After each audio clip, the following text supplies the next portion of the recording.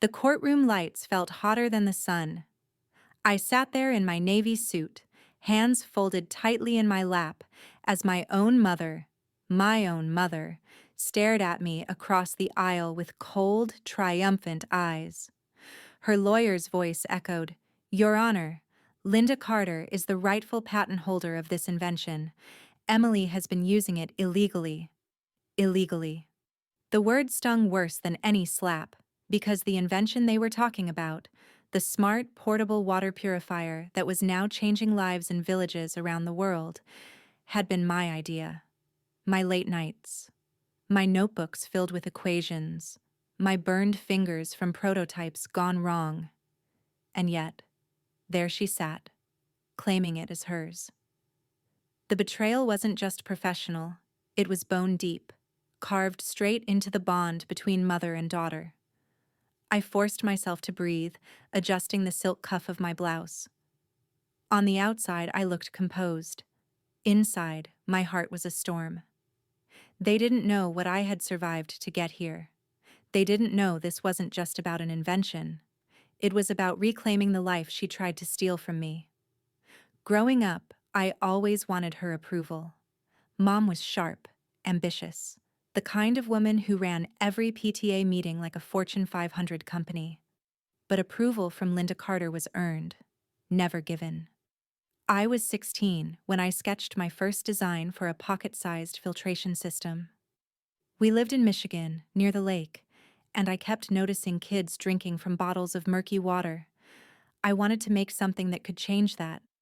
I showed Mom my messy diagrams, eyes bright with hope. She barely looked up from her wine glass. "That's cute, Emily, but maybe focus on something practical, like getting into college."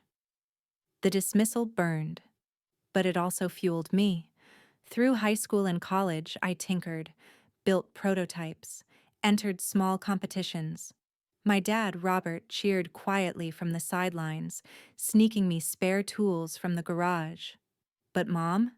She rolled her eyes, calling it a hobby. Then, senior year of college, I had a breakthrough. The prototype worked. I stayed up all night, testing, refining, crying from joy. And in my exhaustion, I made the mistake of telling her first. For once, she seemed impressed. She asked questions, took notes, even hugged me. I thought finally, she's proud. I didn't know she had filed paperwork behind my back. A month later, a letter arrived. The official notice of a filed patent. But it wasn't in my name. It was hers. When I confronted her, she said flatly, "Emily, no one takes a 22-year-old seriously, but they'll take me seriously. This is for your own good." My throat closed. My hands shook. It wasn't for my good. It was theft. And it was the day I realized. My biggest enemy wasn't out there in the world. It was the woman who raised me. I left home that night, with nothing but my backpack, my laptop, and my prototype. I couch surfed, worked in coffee shops, and poured every ounce of myself into improving the purifier. It was during one of those sleepless nights at a 24-hour diner that I met Samantha Brooks, a lawyer grading case files over black coffee. She noticed my pile of schematics and asked about them. When I hesitated, she said, "You've got that fire in your belly look. Tell me." So I did. She listened, really listened.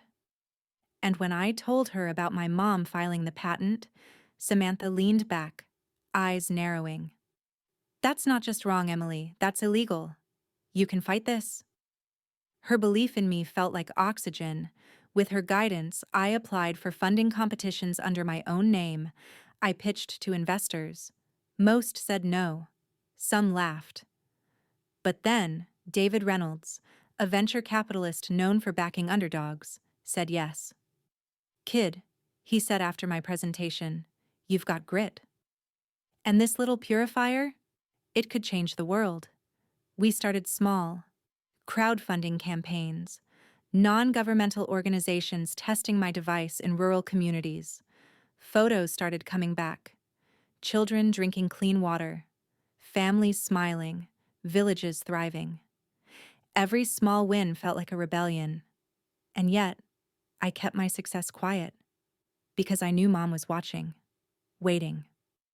And when the purifier finally gained international recognition, when orders started flooding in, she pounced. With her name still on the original patent, she sued me. The courtroom battle dragged on for weeks. Mom came in every day in tailored suits, hair perfectly styled, playing the role of the visionary. But when it was my turn to testify, I didn't just bring words. I brought proof.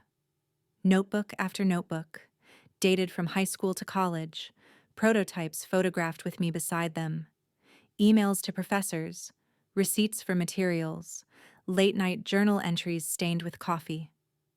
Piece by piece, I built my case. The judge leaned forward, examining the timeline. Ms. Carter, it appears your daughter's work predates your filing by several years. How do you explain this? For the first time, Mom faltered. Her confident mask slipped. I locked eyes with her. And in that moment, I wasn't her daughter begging for approval. I was her equal. No, her opponent. My mother didn't believe in me, I told the court. Not until she saw something she could take. But this invention, it was mine long before she ever tried to claim it. The room was silent. Even her lawyer shifted uncomfortably. When the verdict came, the patent rightfully restored to my name, the applause outside the courthouse wasn't just from my team. Strangers, activists, people whose lives the purifier had touched, they were there too. And Mom? She stormed out, refusing to look at me, but I looked at her. Calm, steady, victorious. Weeks later, she called. Her voice wasn't sharp this time, it was small. Emily, can we talk? I almost hung up. But something in me wanted closure. We met at a quiet cafe. She looked older, tired, her hands restless around a coffee cup. I only wanted to help, she said softly. I thought if my name was on it, you'd have a better chance. No, Mom, I replied, my voice steady. You wanted control. You couldn't stand the idea of me succeeding without you. She flinched, but I continued. I don't hate you, but I won't let you take from me again. If you want to be in my life, it has to be on my terms. My conditions were clear: honesty, respect, and no more interference. Her eyes watered, but she nodded. Whether she meant it or not, time would tell. Months later, I stood on a stage in Geneva, accepting an award for innovation in global health. Cameras flashed. Applause thundered. As I held the trophy, I thought of all the nights I'd felt worthless, of the girl begging for approval that never came, of the mother who tried to erase me, and I thought of the people now drinking clean water because I hadn't given up. Back in my apartment that night, I opened the old, coffee-stained notebook from high school. The first sketch of the purifier stared back at me. Shaky lines, messy notes, but mine. I smiled through tears. My mom put her name on my patent, I whispered to myself. But she could never put her name on my resilience. That will always belong to me. Fade out.